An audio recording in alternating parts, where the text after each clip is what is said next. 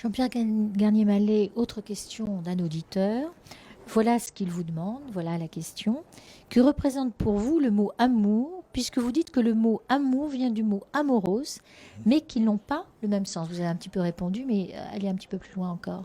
C'est-à-dire qu'il faut renoncer à utiliser ce mot parce qu'il est beaucoup trop proche du mot amour et qu'on a fait de l'amour une énergie. Il y a tout le New Age, toutes les choses ésotériques.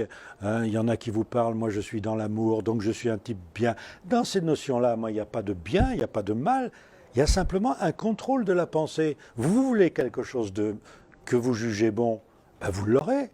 Vous pensez à quelque chose que vous jugez mal, vous l'aurez. Mais le bien ou le mal dans cette histoire-là n'a rien à voir avec un contrôle, puisqu'on vivra la conséquence de ses pensées. Donc bien ou mal, c'est simplement le contrôle qu'il faut voir au départ. Et en fonction, puis un contrôle est personnel.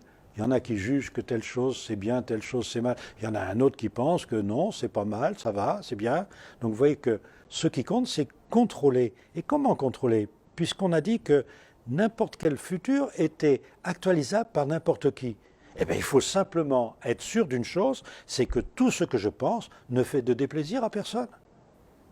Et ça devient une loi. Penser à faire aux autres ce qu'on aimerait que les autres pensent à nous faire devient une loi. Et cette loi est connue depuis, alors, on ne sait plus, mais que vous preniez depuis les anciens écrits grecs, en passant par toutes les pensées de l'Extrême-Orient, que vous preniez Bouddha, que vous preniez Jésus, que vous preniez Mahomet, ils résument des pensées scientifiques qui sont simplement des pensées, à savoir, il faut absolument contrôler votre futur avant de le vivre. Les anciens savaient ça.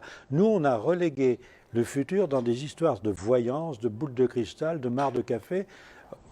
Tout ça, c'est inutile. Le dédoublement des temps est fait pour être intuitif, à savoir anticiper ce que l'on va vivre de façon à ne pas aller droit dans le mur. Donc on développe nos instincts et nos intuitions par le contrôle de la pensée. C'est ça qui compte.